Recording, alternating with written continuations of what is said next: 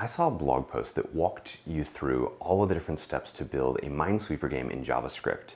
But it seemed like a lot of steps and a lot of work, so I rebuilt the whole thing in about 48 minutes using Angular.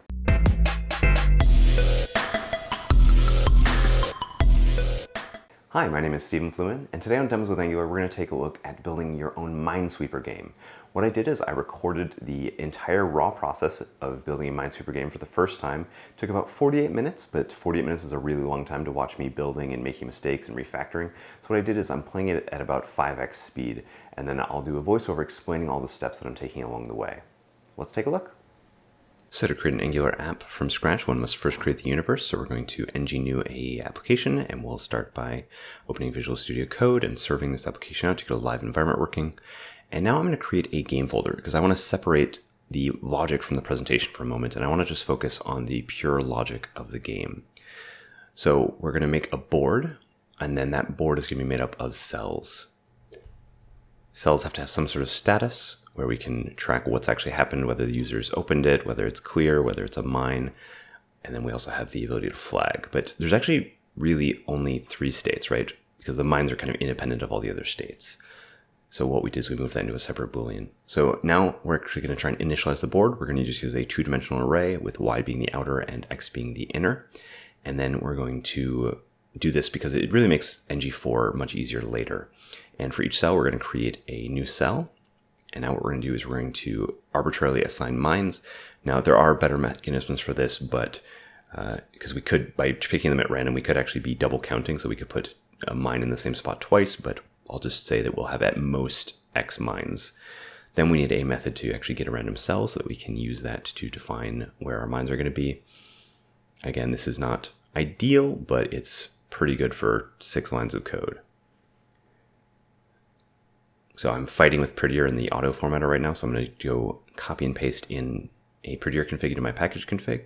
And now we're ready to start working on our template. So we're going to take our board, we're going to iterate through the rows in the cells, and then we're going to iterate through the columns. So as I said, we're starting with y and then x, just so you can iterate it through it easily. We'll add a couple parameters on our board, and we'll actually create a board. And now we'll create the first method that is going to be user interaction, so check tile, right? So when a user interacts with the tile, we want to be able to say, hey, what happens when you try and reveal this? And what we'll do is we'll try and start that on the board first, and then we'll move it into the UI layer a little bit later. All right, when we actually want to check a cell, we only want users to be able to check a cell that is currently open. If it's not open, we'll just return. And when they click on it, if it's a mine, we will say that they've got some sort of game over. But if it's not a mine, then we're actually going to need to tell them how many mines are next to us. So we're going to need a number of neighboring cells. So if you had a mine, that's game over. Otherwise, we need to actually reveal that mine. So we're going to say the status is clear. So again, we've got open, clear, and flag, which are the status based on what the user has done to that cell. So in order for us to render the number of neighboring cells, we can count. So we're going to iterate through for every cell and determine how many friendly proximity mines there are.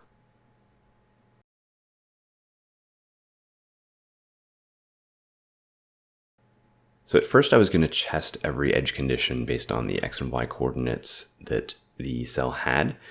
If you remember, we added the x and y to the cell so it actually knows its own location, but I figured out that's not the best approach. So what I did is I created this nice little array of neighboring cells. So these are XY modifiers to the current cell that we can use to detect that we can use to define the peers of that cell.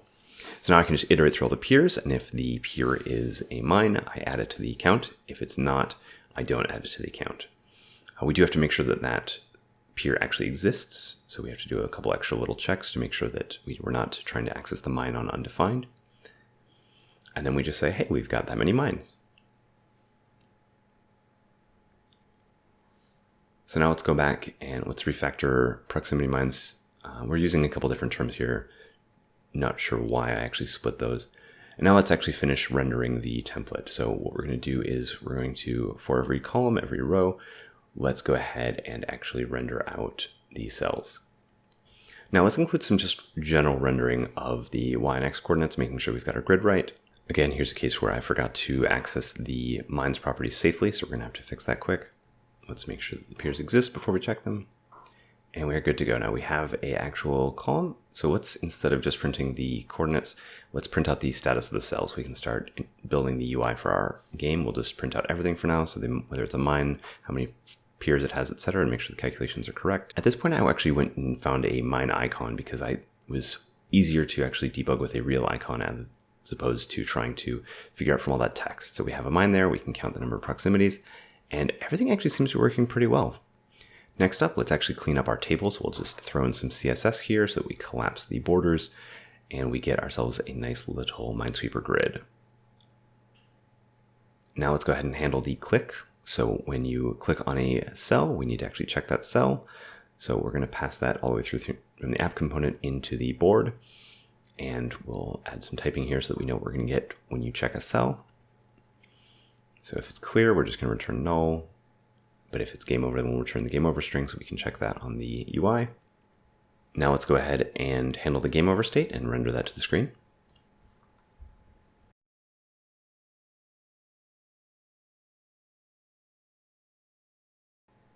We should also detect a win state. So we already handled game over, but we need a win state. So let's try tracking the remaining cells and the remaining bombs.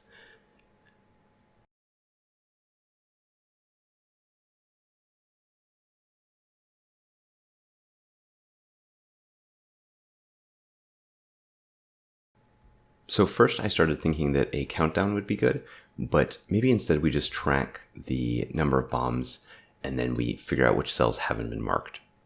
So a simpler approach to do this is just to track the number of mines that we place and then take the total size of the grid and then subtract that out. And that's the remaining number of cells that we need to click on effectively to win. That makes it much easier to detect if we have one, because we can just say that whenever you click on a cell, we have one fewer cell. And as soon as all the cells are gone, we have one.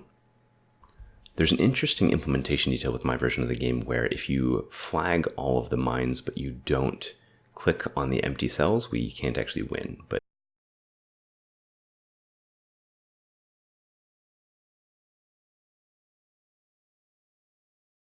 our win state seems to work just fine. So let's go with it. Next up, I'm going to handle the rendering of the clear status. So we're only showing the number of proximity mines if we have clicked on it. And at this point, I want to add flagging. So I Google how to do right click because I never remember the name of the event, but it's context menu. We're going to prevent the default, and then we're going to flag a cell. So again, we're taking the cell, we're creating a flag method. So instead of creating a flag method, we're just going to set the status on the cell to flag. And then we can just detect that and render a flag based on the status. So now I can flag as many cells. We're going to show a nice little flag here. And I'm going to say that every time you click on a flag that already exists, we're going to just mark it open again. So you can flag and unflag. So we can open a bunch, we can flag them, we can unflag them, and you can win. Let's finish a little bit more CSS, making our board a little bit prettier so you have this nice uniformity. We actually seem to have a game of Minesweeper now. So let's just handle a few more edge cases. So for example, if you hit a mine, we want to show everything, so we'll reveal all, and that'll basically just show or set the status to open on everything. So we'll get rid of our mines, we'll get rid of our flags, and we'll just say, hey, here's the end state of the game by making everything open. Now we don't want to show a number if we also have a mine.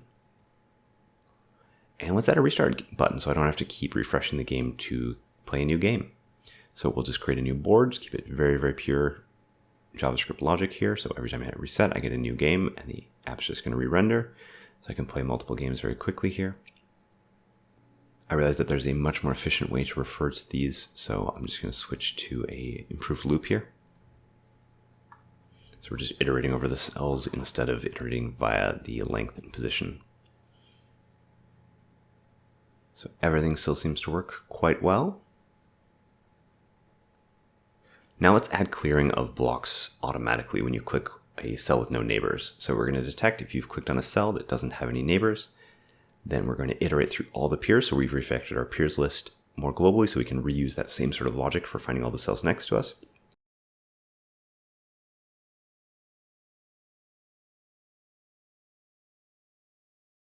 And then if I don't have any mines, I know it's safe to click on all of the adjacent mines. So we're just going to call this .check cell on every single peer.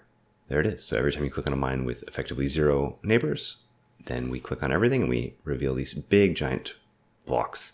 We can actually test this by making a giant map with very few mines, and everything seems to be working great. You gotta be careful when building apps like this that you don't accidentally start playing a bunch of Minesweeper. Let's do the hardest challenge of all in CSS, which is center aligning all the content of each cell. Playing around with display flex, totally ruining everything with some flexbox. The key is to have every TD be display inline flex, and then we'll align the items to center and justify the content to center as well. And everything looks great there. So now our game is done. Let's go ahead and save it, commit the files, and upload them all to GitHub. So we'll start off creating a repo and push up to our repository. And our Minesweeper game is done.